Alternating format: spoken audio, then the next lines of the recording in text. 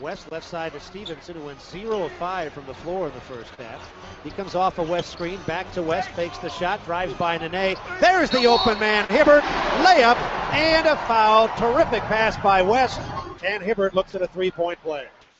Big Roy finally got going. We'll talk about the two playoff games last night. You hear from Steve Kerr and what he thinks is a good coaching job. Plus, we'll take a look at film study on the Wizards and introduce you to Bryan Gates and the latest on all the coaching room. It's all coming up on this morning's edition of Tip Off. Pow, pow, pow, pow, pow, pow, pow. Hope you're well. I think the snow has subsided behind me on this May 8th. Whenever you may be listening, thank you very much for tuning in. We greatly appreciate it. We being me and Louie, the Loch Ness Monster. Hope you're well. Hope you've enjoyed the film studies. We've gotten good reviews on those. So let's get into it. It was so great. By the way, make sure you, I'm assuming they got 500 people already, but just in case they didn't, I would go to the UtahJazz.com for that incredible promotion yesterday, in which you get whatever draft pick we get is the cost of your season ticket. What I'm assuming that filled up, but if for some reason it didn't, or maybe they're taking more than 500 entries and then you just get lucky and be one of the 500. But you should call right now, 801-355-DUNK. The deal, let me just make sure you know, 801-355-3865. Here's the deal. If you win, if the Jazz win the lottery and you are one of the 500, you get Jazz season tickets for $1 a ticket. If we get the second, you get them for $2 a ticket. For third, $3 a ticket. So the most likely scenario is we end up with a fifth pick, and that's the 37% chance of that. That's still $5 a season ticket. That's pretty awesome to be in the building for $5 a night. And you can buy up to 4, I believe. So just, and if you haven't already called, 801-355-DUNK. Thanks. Yesterday was the beginning of draft workouts. I was down there, got to watch it. It was just so awesome to be back in the building and watching basketball. Loved it. A few thoughts. I can't. I will attend these things, watch them, and then I can't say like so-and-so is great. That's just, it's a detriment to the organization, frankly. You don't want me to do that. But I got to watch these kids. At some point, stories will come out about them. But what was really interesting, so most of these will not be drafted. Some may or may not ever get into the NBA. And that's actually what was obvious, because later that night I sat down and watched Andrew Wiggins. And the first thing that was obvious to me, I'm just going to leave out names, there was a play. They're 6'7" guys, so they're kind of were bigs in college and now going to have to play wing. And they went, one-on-one at the top, from the top of the key, and they drove, and then one of the guys sets his feet, and he starts to rise up, and there's just nothing there. He kind of went up a little, but it's not there. If you're going to be an NBA player, you've got to be so beeping great. Just great, not just good, great. And so you set your feet, you rise up, and you get to the top of the tin and pack, or else you don't, and then you can't score inside.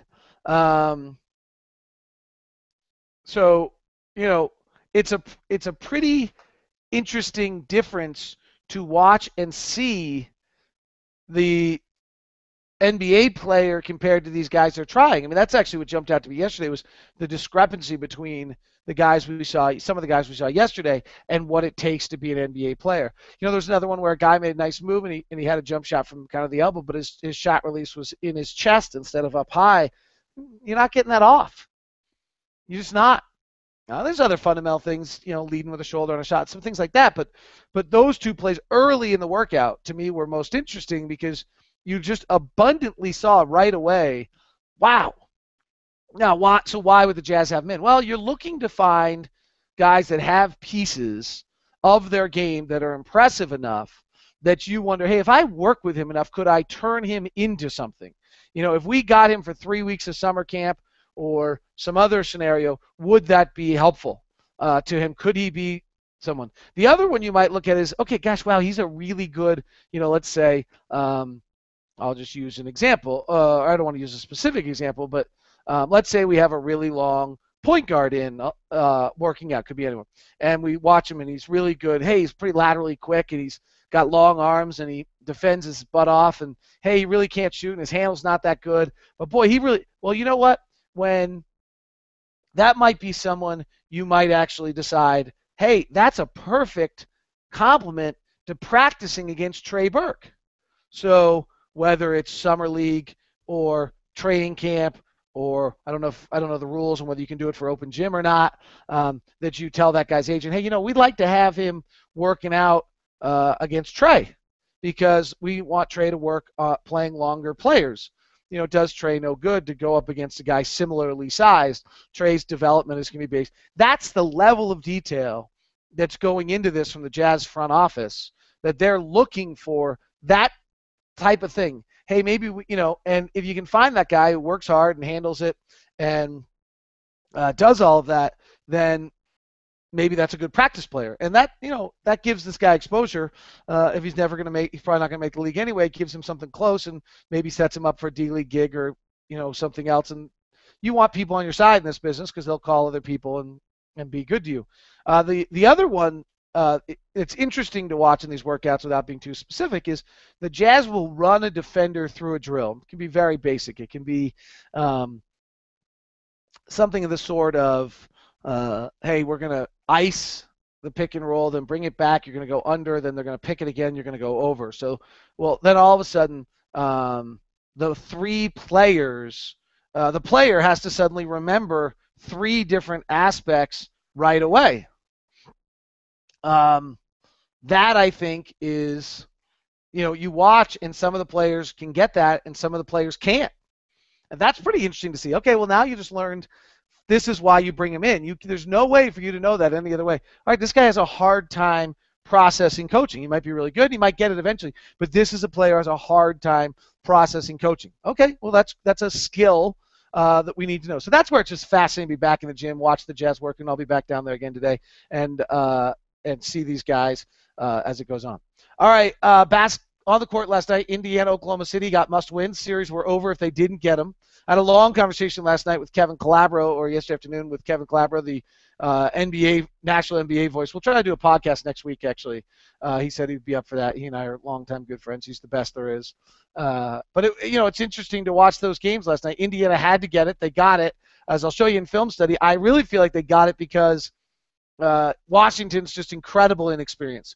Washington led that game by 3 with 5:45 left, and then they just started getting loose. They just had possessions that seemed strange. They got it to – they were within 3 and just started taking some really bad shots. John Wall particularly, and Bradley Beal kind of easy out, knockout punch type shots rather than getting through an offensive set, valuing the possession, and it cost them the basketball game. And a lack of understanding of time and score. That's just young players. That's why young players don't win in this league. And the other thing last night is why great players do win in this league. And the reason great players do win is because of what Durant and what we saw out of Durant and what we saw out of let's mute the coughing Cameron. What you saw of Durant and Westbrook. Thank you very much to a bunch of people who saved me a bunch of times. Zach Lancaster was one of them. I tried to tweet back, and there were about 3 or 4 people. It's just incredible. Thank you so much. Who got me the following soundbite. This is Steve Kerr in November talking about coaching jobs and what he might want, what a coach should want or not. I don't think there's any position in life where you can just, if you've never done it before, you can just dive in head first and say, okay, this is going to be easy. There's always going to be an adjustment period. That's why I think in the end, when you take one of these jobs, whether it's GM or coach in the NBA, everything is about where the team is and what are the expectations and the timing of when you take it. I think Brad Stevens was brilliant to take that Celtics job when he did. Yeah. And Mark Jackson got to the Warriors at the right time. They weren't any good, but they had some good young talent, and he had a year where, even though it was painful, I mean, I'm sure he learned a lot during that first year when they didn't win. But expected to win right away and no chance for that adjustment period, that's really, really difficult. I don't think It's a pretty fascinating comment. Whether Kerr still believes this about himself, he said this November 19th, 2013, with on Grantland with the BS Report with Bill Simmons. Thank you for them for the audio. What does he still believe that today? Because if he still believes that today, then the Warrior job that he talks about being so good for Mark Jackson is so bad for him right now. In that they are expected to win right away. And he says, hey, no matter if you're doing it for the first time, you're going to have a learning curve. And in references back to Mark Jackson being able to not have that learning curve. So it's very curious to me to see how Kerr approaches this. Does Steve Kerr remember saying specifically that? Because that actually would lead you to believe, well, the Jazz job is a tough one, because if you're looking at the Jazz job as it is right now, you could reasonably say, wow, I'm signing a 3-year contract. We might not win over 35 games in the next 3 years as we develop. I mean, there's a scenario here, guys, still where I almost look at the Washington Wizards model of things and say, you know, they got Wall and Beal and then built around that. I almost wonder if we're built, and I don't mean this in any disrespect to Gordon and Derek and Ennis and Alec and Trey, who are all nice players, but we need Kevin Durant, Russell Westbrook type performances last night if you're going to end up, you know, going anywhere. And I almost wonder if, you know, depending what happens with the lottery, if really our pieces are the 2014 draft and the 2015 draft, and those are our two, Wall and Bradley Beal, or maybe it turns out to be this year guy and Gordon, I don't know, or this year's guy and Faves, and this year's guy, and these other pieces then get moved eventually, and you piece this thing together as you go. I'm still not clear on if we have, you know, Washington has Beal and Wall, and Oklahoma City clearly has Durant, Westbrook, and Ibaka, and then I'm not clear that we have any pieces that are concreted towers into the ground that are what you're running, you know, using a ski analogy, that are running your lift system. You might have other chairs running on you, but they're built based on the tower of Durant, the tower of Westbrook, the tower of Wall, the tower of Beal. Obviously, LeBron, Wade, Bosh, that's a very easy one. But I don't know. I think that's part of the problem in Indiana, frankly, is I don't know if they know who their towers are. They've certainly paid their towers to be Hibbert and George, but I'm not sure that they're finding out those towers are sturdy. But that's a really good analogy if you want to think about how you build an NBA team. You're a lift tower. It's in concrete. It's there. It's not moving. And that better be able to support all of the cable and the wires and all of the things going around. Steph Curry is a tower. Who's the Warriors' second tower piece? I think that's why their chairlift didn't make it to the top of the mountain. And if you look, you better have those pieces. Right now, we can't hang chairs. And I sometimes think that there's a chance that our first tower piece is our draft pick here in 2014 if things go well, and our second tower piece is 2015, and then we take, you know, maybe Hayward and Favors are really nice chairs on that as they are veteran players at that point who've been around the league, and then we supplement them with our latest version of Marcin Gortat or Nene, who are 10-year veterans who really understand how to play the game type players, and Trey Burke is in that as another really, and now you got some really nice chairs circling. I mean, the Pacers have really nice chairs. Roy, Lance Stevenson, and David West is probably one of their tower pieces, frankly. And George Hill are really nice chairs that are running on really nice cable across those towers and can carry can maybe even carry some of the other guys up to the top of the mountain if you're staying with this ridiculous ski lift analogy, which I've decided I like. So it's interesting to hear Steve Kerr here on that and how he plans to deal with things. That quote actually would make me believe a little bit that the Utah Jazz are a very interesting job to him. And maybe, you know, if Steve Kerr's smart, he waits 12 days and sees how the lottery plays out. You know, if you're Kerr, why don't you wait and see what happens? Well, the Jazz got the 1 or 2 pick. Well, all of a sudden that job looks a lot better to me. Maybe Stan Van Gundy, who seems to be hot on the Warriors chart, decides, well, that actually looks better. Who knows? And that's probably part of the reason the Jazz don't do anything between now and the lottery is because, frankly, that pick and how it turns out alters what this job looks like. Here's the scuttlebutt. I'm sure you're reading a lot of it. Van Gundy to the Warriors. I heard the name George Karl to the Warriors yesterday as well for the first time. These aren't, you know, inside sources or anything. This is just talk. Steve Kerr I think most people still think he ends up in New York, but clearly that hasn't happened yet, and he's still looking around.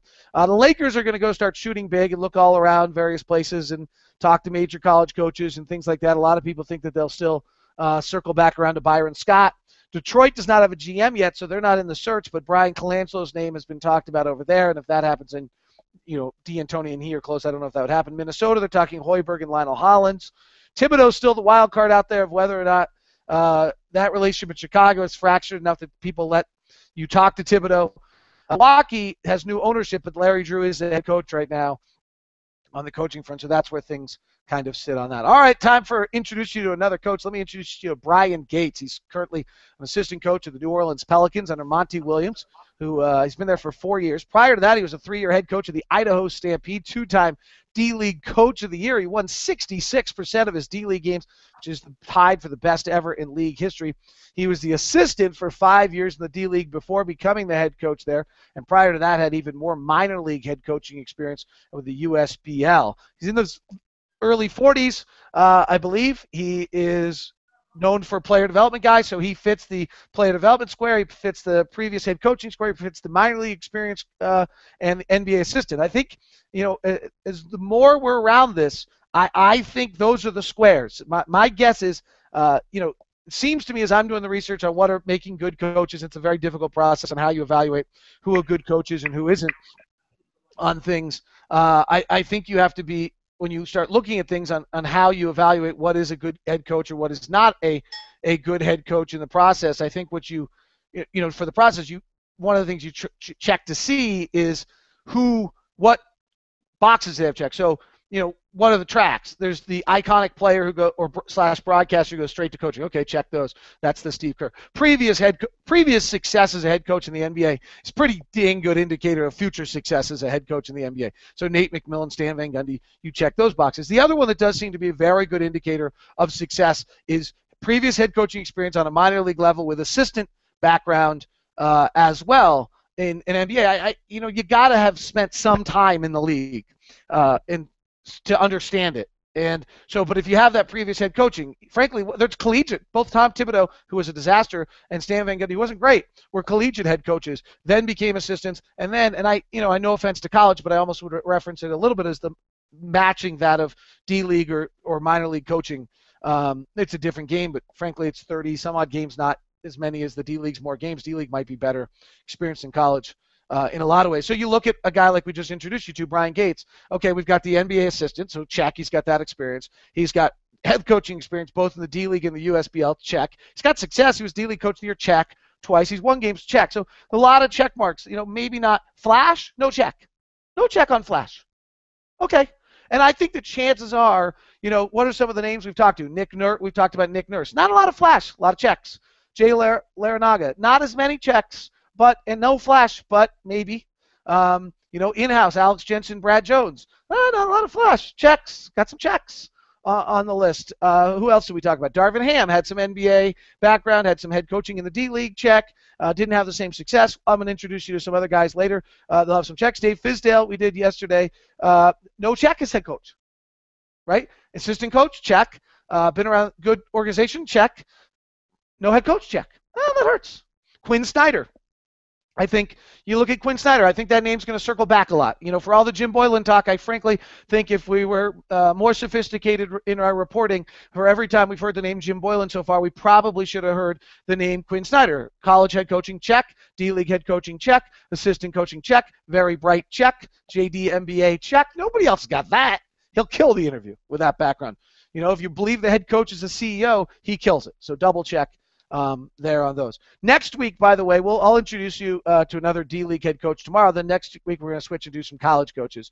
And there's some interesting names. I've got 9 D-League college coaches who I think would be possible NBA coaches. Some of them are interesting because they just took jobs. Martin just took the Cal job, played a little in the NBA, was at Tennessee. Danny Manning, head coach at Tulsa, just took the Wake Forest job. Billy Donovan has got the NBA experience. Fred Hoiberg, Kevin Ollie. Dan Marley's been coaching at Grand Canyon College. Was also Bobby Hurley Dad, one of the great coaches of all time. On the high school level, obviously had that tragic accident, couldn't quite parlay the NBA, has the Krzyzewski background as the head coach of the Buffalo Bills, which is a college. And then an interesting name to me that I don't know. He has no business at all, but frankly, Brad Stevens had no business at all. What about Shaka Smart? So we'll look at those guys next week. We got plenty of time. We frankly are going to look at the local junior jazz coach in Park City here before this thing is over, because this search is going to go on long enough. There are going to be more days than candidates for this search. All right, I think that gives me everything. I've got a quick second. Let's just go. It's the most blasé. Let me check questions. Actually, I've been bad about answering questions. Are there any? Yes. Let's go to any questions. Wait 1 second. Something's going on in my real life for a second. Cami, if you can see my cell phone and you can answer it, it's the people on the bike tour. Sorry. I don't think she got that. All right, let's go to the questions. Ryan Dangerfield. Last year's Philadelphia Sixers coaching search lasted until mid-August. Is it possible to take that long for the Jazz to find their new coach? Why or why not? The first question is absolutely. That definitely was changing the way searches were done and longer than just about any search we've ever seen. But I absolutely think it could be done that long. And you start to look into this thing. The number one priority, frankly, in Dennis Lindsey's life right now is being prepared for the draft. That is, really June 30th is going to override. If he has a decision to make whether he's going to go to Europe to go see 3 players right now to make sure he sees them before the draft, or stay in town to interview 2 coaches, guess what? He's going to see those 3 players. If he has a choice of working out 5 players who he might draft at 23 or 35 or interview a coach, he's going to work out those players right now. That's, I think, more important to the process along the way than hiring the head coach right away. So, and at some point in this process, there's a date that we get to. I don't know what it is, and it depends how far along they get down the system. So let's say at this point that they've narrowed it down to 30 people. Let's say they've said, you know what, if we're going to go D-League, it's these 3 guys. If we're going to go college, it's these 2 guys. If we're going to go previous head coaching experience, we're going to take these 2 guys. This is kind of the vision I have of how they're doing this, that they've broken this up into certain categories, and that, okay, these are our 3 candidates in this regard. That's my guess. And so now we're going to start making phone calls and talking to them a little bit. Maybe it's a video call of some sort. Then and see how that plays out in the process, I think, is my guess on how it happens. So maybe, and then they get into interviews. There's a date, I would think, in there where, maybe not, where you get close enough to the draft day that you're just not doing it. Like, if you hit June 15th, are you going the next step to doing it before the draft? Probably not. I don't know, maybe. Frankly, if you're down to 1 guy, get an interview and get a bunch of deal done, that's probably an easy process. So I'm not sure. But I think it's possible. August seems long, but I think you'd probably like to have your coach in for a D-League experience leading the team, but I don't think it's a necessity. Another question from Ryan. How do you think Derek Fisher would do as an NBA coach? With his experience, everything would line up that he should be really good. I think he would have the same question that Mark Jackson has. Mark Jackson got so self-absorbed and so entitled from living in the NBA life that he couldn't get along with anyone around him. And that cost him his job. And I think that would be a question of whether Mark Jackson can handle that. All right, or whether Derek. Let's quickly just go to these, and then I got to jump. But here is 3-point game. And this is just laughing. These are just bad shot. This is just going to be bad shot after bad shot after bad use of possession. And really, this is just not being there before. This is feeling the pressure of the moment along the way. So Indiana takes a 3-point lead. There's 2:55 left. This is where you got to dig down, know who you are. What's our, what do we do? John Wall, Bradley Beal, Gortat. How does it work? So they run a high pick and roll. John Wall works off the side of it, penetrates, flips it out. We've got bad execution going on now. Nothing sharp on this possession. They try to reset it a second time, flip it around, toss it around. Oh, gosh. And that's just a terrible shot. Now we're in full panic mode. John Wall gets a fresh 24, still a 3-point game. Back this up. Run your play correctly. John Wall is not a good 3-point shooter. What does he do? He fires a deep 3. That's the game. That really ended the game right there, frankly. That play right there was as much as anything that cost them the game. It's just not a good shot. However, they dodged that bullet because the Indiana Pacers are just frankly not that good right now, and they don't score. Tried to tap it to the outside. So now we have 2:02 left. Let's get into a nice set. Let's run who we are. What do? We run it up to Beal at the top. He swings to Nene on the right side. Beal comes back, has it. He'll fire a tough three. No good. Ball never goes inside the paint. Ball never comes inside 20 feet for the second straight possession. Beal could make that shot some of the time, but that's a tough look. And it, probably not what you're entirely looking for. So guess what? Indiana's not that good, as I mentioned. And so what does Indiana do? Indiana gives you one more chance to fire. And here we go. Early push. Open possession. Right side. This is John Wall. There's a minute 18 left. 19 seconds on the shot clock. 3-point game. I love the transition three as much as the next guy. But can we just remember one little thing about John Wall? John Wall's not a good three-point shooter. There's no need to shoot a three. There's still 2 minutes left in the game. And what does John Wall do? He fires the three. The guy's 2 for 12 on the night at that point. His lifetime career three-point shooting is 31%. In the postseason, he's 17%. This year, he was at an all-time high at 35%. None of those things tell me that he's Kyle Korver, which is probably the only player in the NBA that with 1:18 left in a three-point game, do I want taking that shot right there? Maybe Mo Williams, frankly. And he missed it. It's a bad shot. And he missed it. That's film study. That's inexperience. That's having not been there before. That's what coaches talk about when that's going on. Thank you very much. That is tip-off today. Have a good one.